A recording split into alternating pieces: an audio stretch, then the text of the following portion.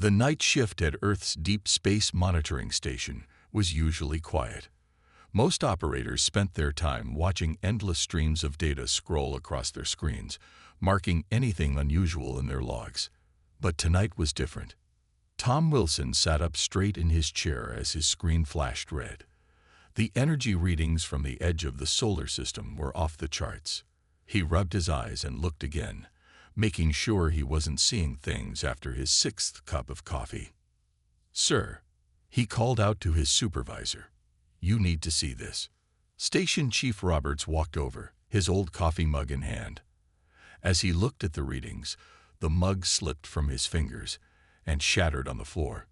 Nobody moved to clean it up. The readings showed massive energy spikes, unlike anything they'd seen before. Within an hour, the Earth Defense Fleet headquarters was wide awake. Captain Mark Stone of the EDF Horizon stood before the Emergency Council, his gray uniform crisp despite being called in from sleep. "Captain," Admiral White said, "we need your ship to investigate these readings. If it's a threat, we need to know. If it's something else." He left the sentence hanging. The Horizon was Earth's newest deep space vessel.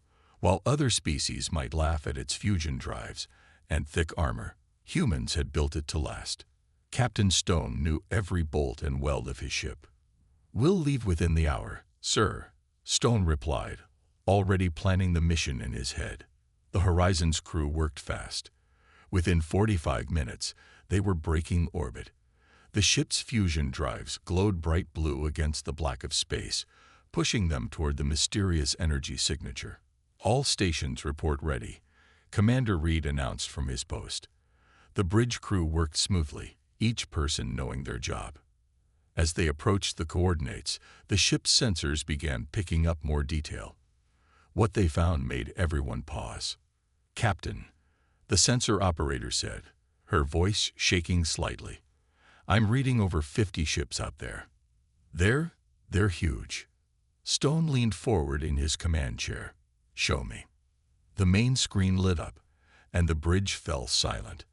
Hanging in space before them was a fleet of ships that looked like they came from the future. Their sleek hulls shimmered with strange metals, and they were easily 3 times the size of the Horizon. But something was wrong. The ships were dark, with only emergency lights blinking weakly across their hulls.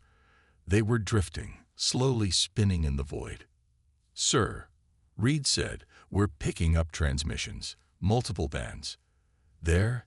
He adjusted his headset. "They're distress signals." Stone stood up, walking closer to the main screen.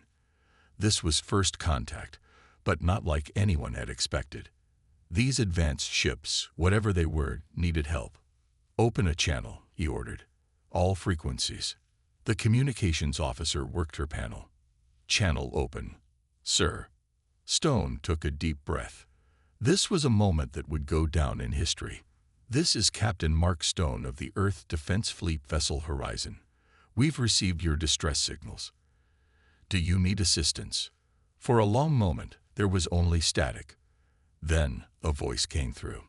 It spoke in perfect English, though there was something odd about its tone. "Earth vessel Horizon. This is Elder Lox of the Stellar Commonwealth. There was a pause, and what sounded like pride being swallowed. "We need your help. Our entire fleet is stranded. Our quantum drive cores have failed, and life support systems are running on emergency power." Stone looked at his crew. They all knew what he was thinking. The Horizon's primitive fusion technology might be the only thing that could help these advanced ships. "Elder Lox," Stone replied, "we stand ready to assist. Please tell us what you need." As the human ship moved closer to the stranded fleet, no one on the bridge knew they were about to prove that sometimes the simplest solutions were the best ones. Humanity was about to show the galaxy what they could do. The meeting room aboard the Horizon felt cramped with both human and alien representatives gathered around the table. Captain Stone watched as Elder Lox and the alien chief engineer, Rin, explained their situation. Rin looked almost human, except for the silvery skin and large, dark eyes that seemed to take in everything at once. Our quantum drives are the most advanced in known space, Rin said, moving her hands as she spoke. They can cross galaxies in weeks. But now, she stopped, frustration clear in her voice. Commander Reed leaned forward. What exactly happened to them? A cascade failure, Rin replied. One we've never seen before. It spread through our entire fleet in minutes, like a disease through our technology. Now we're stuck here, running on backup power that won't last more than a few weeks. Stone noticed how the aliens kept glancing at the Horizon's engine diagrams displayed on the wall. They were simple compared to the alien technology, just basic fusion drives that Earth had been using for decades. Your ships, Elder Locke said carefully, trying not to sound insulting. They're quite different from ours. You mean primitive, Stone said with a small smile. It's okay, we know our technology isn't as advanced as yours.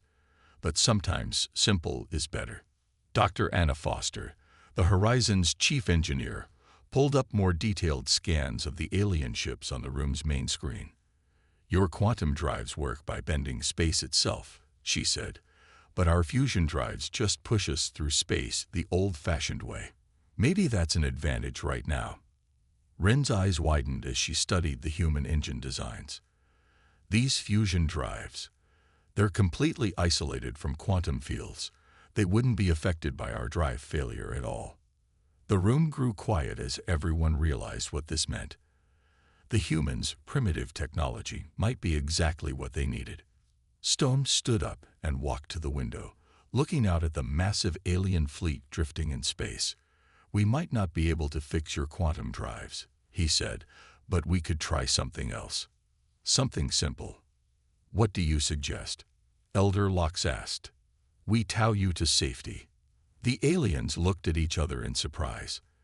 The idea of being towed through space like broken-down cars seemed to shock them. Tow us? Rin asked. With fusion drives. But the power requirements would be enormous. The strain on your systems. Dr. Foster interrupted, excitement in her voice. We could do it. We'd need more ships, but Earth could send them. We've been practicing large-scale towing operations since the Mars crisis, when we had to move those damaged colony ships. Commander Reed nodded. The technique is solid. We've done it before, just not with ships this big. Elder Locke stood up slowly, his tall frame making him tower over everyone else. You would do this for us. Risk your ships and crews to help strangers. That's what humans do, Stone said simply. We help people who need it. Besides, this is a chance to learn from each other. You might have more advanced technology, but we can show you that sometimes the old ways still work. The alien leader looked at his engineer. Rin was already drawing diagrams, working with Dr. Foster to figure out how they could link the human ship's power systems to the alien vessels. Very well, Elder Locke said. We accept your help, Captain Stone.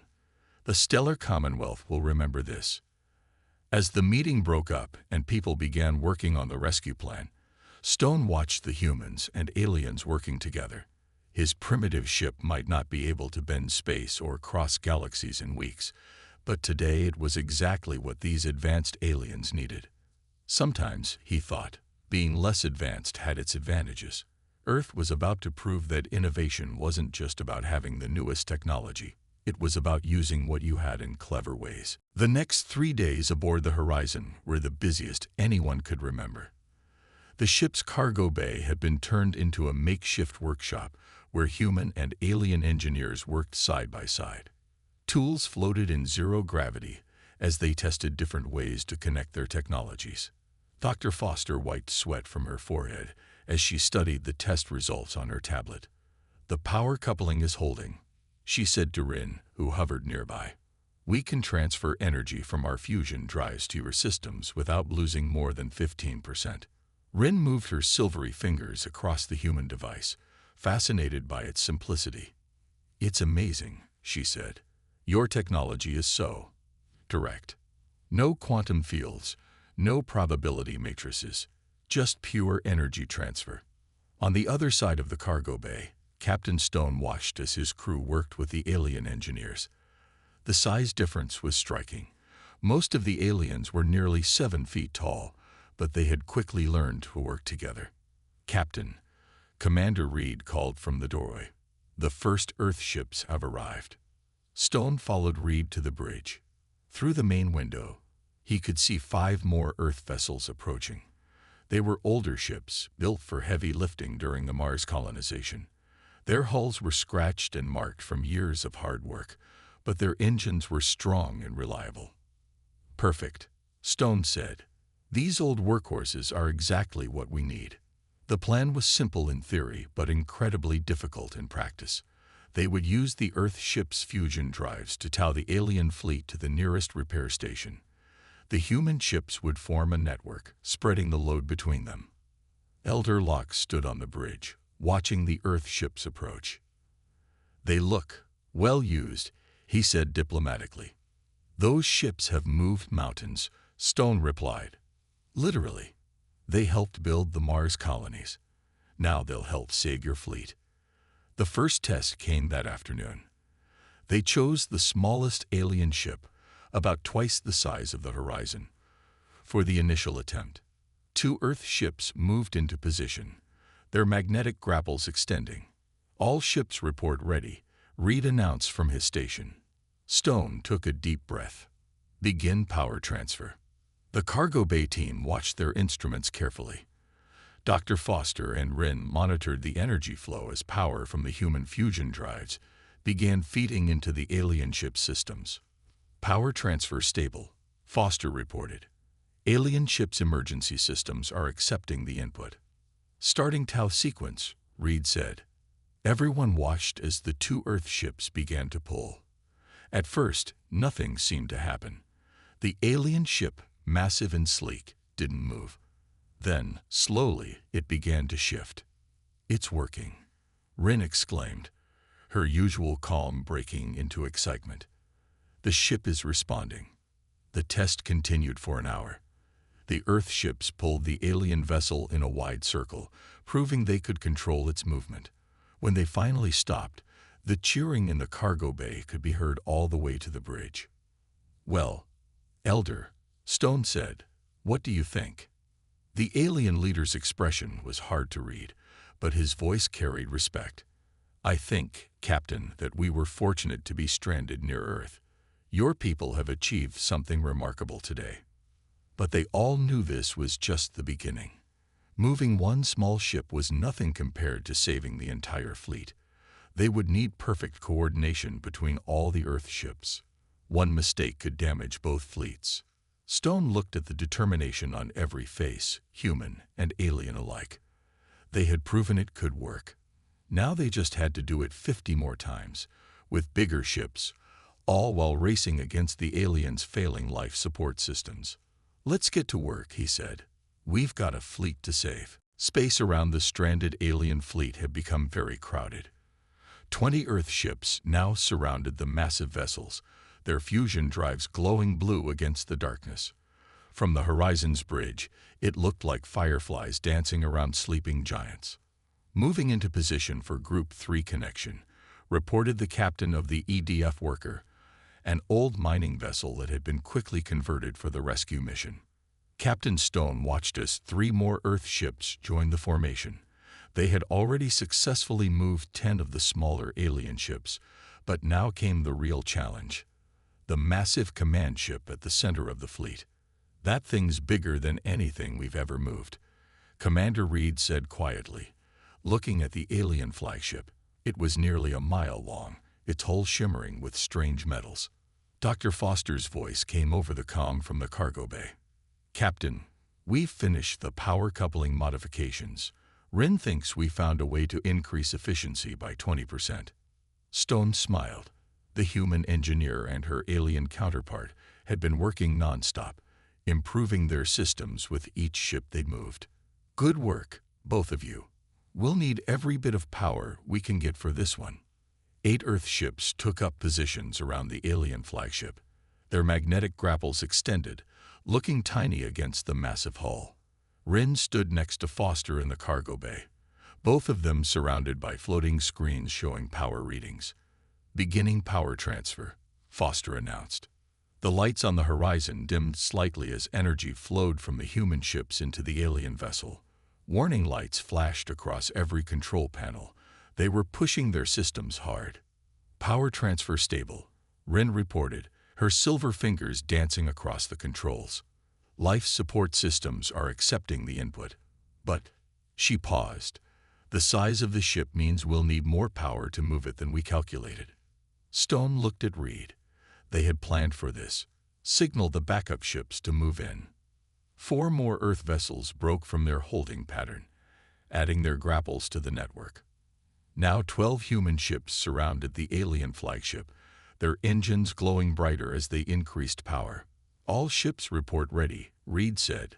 Beginning Tau sequence on your mark. Stone took a moment to look at his crew.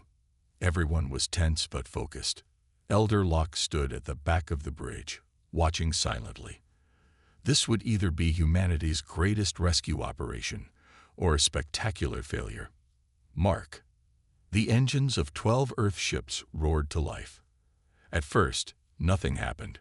Warning alarms blared as power levels pushed into the red zone. The whole bridge vibrated with the strain. Hull stress increasing. Someone reported. We're at maximum safe limits. Keep pushing, Stone ordered. Steady power, all ships. Then, slowly, the massive alien flagship began to move. A cheer went up from the crew as the movement registered on their instruments. The network of Earth ships, working together like a team of ants moving a large branch, was actually pulling the giant vessel through space. It's incredible, Elder Locke whispered. Your ships are so small compared to ours, and yet, size isn't everything, Stone replied. It's how well you work together that counts. The next few hours were intense. Moving the flagship was like walking a tightrope. Too much power could damage both fleets. Too little would leave them stranded. The Earth ship's crews worked in perfect coordination, adjusting their positions constantly to maintain the delicate balance. By the time they had the flagship secured in its new position, everyone was exhausted. But there was no time to rest. They still had more ships to move, and the aliens' life support systems weren't getting any stronger. Good work, everyone, Stone announced over the fleet-wide channel. Take 15 minutes to check your systems, then we move on to the next group. We're not done yet. Looking at his tired but proud crew, Stone knew that today they had proven something important. Humanity might be new to the galactic community, but they had skills and determination that even advanced aliens could admire. 5 days into the rescue operation, the first signs of trouble appeared. Captain Stone was reviewing power consumption reports when Commander Reed rushed onto the bridge. Sir, we're getting warning signals from 3 of our ships, Reed said, pulling up the data on the main screen. The Worker, the Atlas, and the Pioneer are all showing engine stress beyond safety limits. Stone studied the readings with growing concern.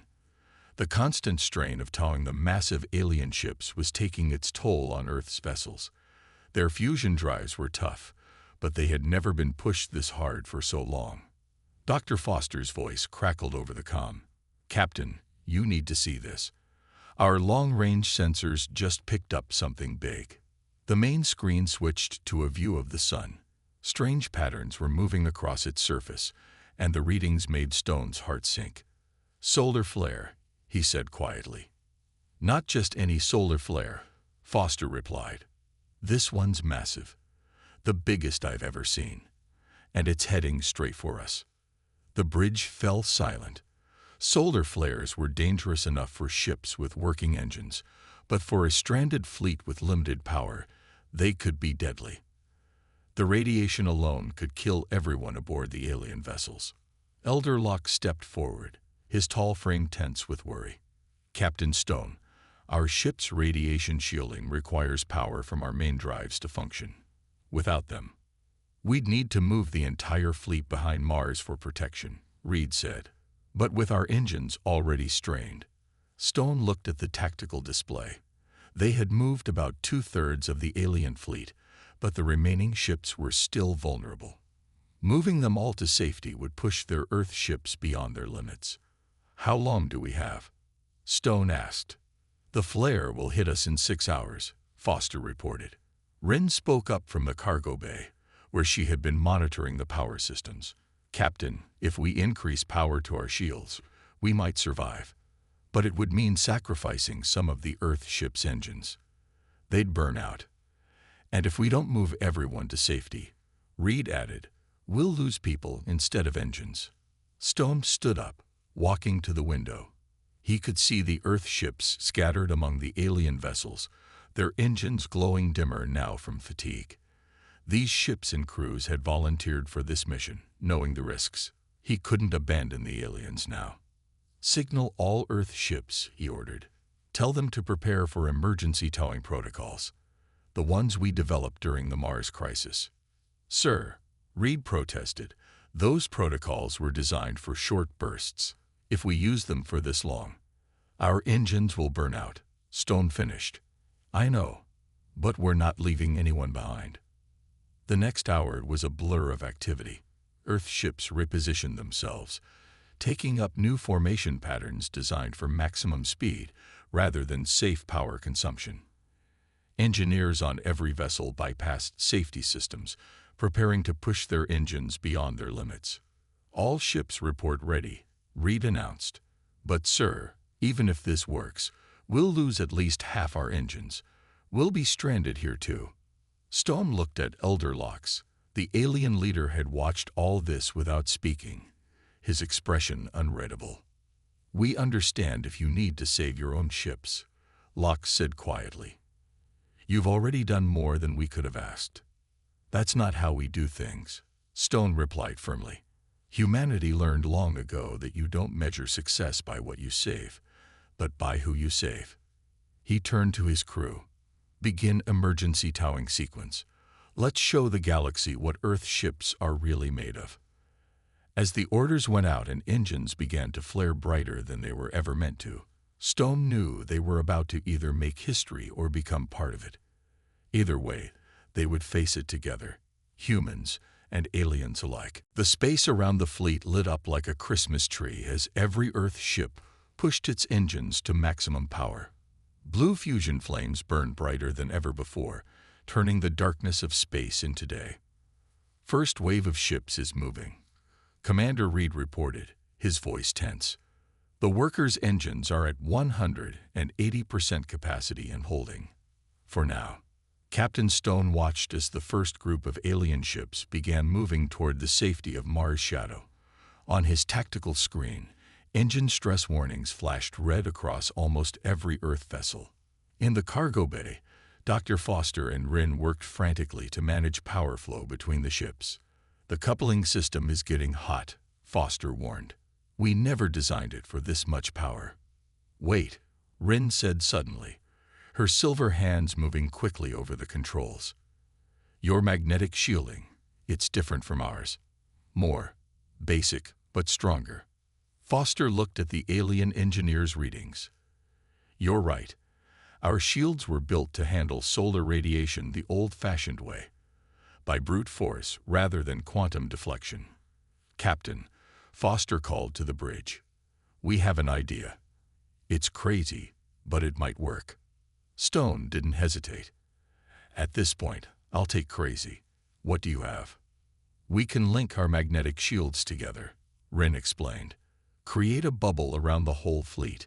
Your ship's simple but powerful shielding technology might protect us all. But we'd need to position the Earth ships in a specific pattern," Foster added, "like a net around the alien vessels." Stone looked at Reed. "How long until the solar flare hits us?" 2 hours, sir." "And how long to move the fleet behind Mars?" "At least 3 hours, even at maximum burn." The choice was clear. They couldn't outrun the flare, so they had to face it. Stone opened the fleet-wide channel. "All Earth ships, new formation pattern coming through. We're going to shield the fleet instead of running from the flare." The next hour was the most intense of their lives. Earth ships moved into precise positions around the alien fleet, their magnetic shields powering up to maximum strength. Engineers worked to link the shield systems together, creating a protective web. "Flare approaching," Reed announced. Impact in 5 minutes. Stone looked out at his fleet. 20 Earth ships, arranged in a sphere around the alien vessels, their engines burning like stars as they maintained position. Inside the cargo bay, Foster and Wren monitored the shield network. Shield linkage complete, Foster reported. Power levels holding steady. All ships, brace for impact, Stone ordered. The solar flare hit them like a hammer. The bridge lighting flickered as power was diverted to the shields. Outside, space itself seemed to glow as radiation washed over their protective bubble. Shield grid holding. Foster called out. The overlapping fields are working. Simple geometry and raw power are beating quantum physics today. Through the chaos, Stone noticed something remarkable. The alien ships, far from being helpless, were contributing what little power they had left to strengthen the human shields. Humans and aliens working together, using both simple and advanced technology to survive. Warning alarms blared as the flare intensified. 3 Earth ships reported complete engine failure. Their power systems burned out from the strain, but their shields held, maintained by the remaining ships in the network. Flare intensity dropping. Reed reported after what felt like hours. We're going to make it. As the radiation storm passed, cheers erupted across both fleets. The humans' primitive magnetic shields had protected everyone. Their willingness to risk their own ships had saved hundreds of alien lives. Elder Locks approached Stone on the bridge, bowing deeply. Captain, I must admit something. When we first saw your ships, we thought them outdated and basic. We were wrong. Today you've shown us that true advancement isn't just about having the newest technology. It's about courage, innovation, and the willingness to help others at any cost. Stone smiled tiredly. That's what humanity does best. We find solutions, no matter how simple they might seem. And we never leave anyone behind. 3 weeks after the solar flare incident, the combined fleet finally reached the stellar Commonwealth's nearest repair station. The massive space structure hung in space like a glowing spider web, its docking arms extending to welcome both alien and human ships. Captain Stone stood at the horizon's viewing window, watching as repair crews swarmed around the Earth ships. 8 of their vessels had completely burned out their engines during the rescue. The rest showed damage that would normally have taken them out of service for months, but the Commonwealth's advanced repair facilities were already working on them. Your ships will be better than new when we're done, Wren said, joining him at the window. We're adding some of our technology to your engines. Nothing too advanced, but enough to make them stronger while keeping their reliability. And what about your quantum drives? Stone asked. We're redesigning them, she replied with a slight smile, adding some backup systems based on your fusion technology. Sometimes, the old ways are the best ways. Commander Reed entered the observation deck, holding a datapad. Sir, you need to see this. The Commonwealth Council is ready. The Horizons conference room had been modified to accommodate the much taller alien council members who now filled the screens. Elder Locke stood with Stone and his crew, acting as their representative. Captain Mark Stone, the council leader, spoke, her voice carrying across space. Your people have done something unprecedented. Not only did you rescue our stranded fleet, but you showed us that technological advancement isn't always about complexity. Stone nodded respectfully.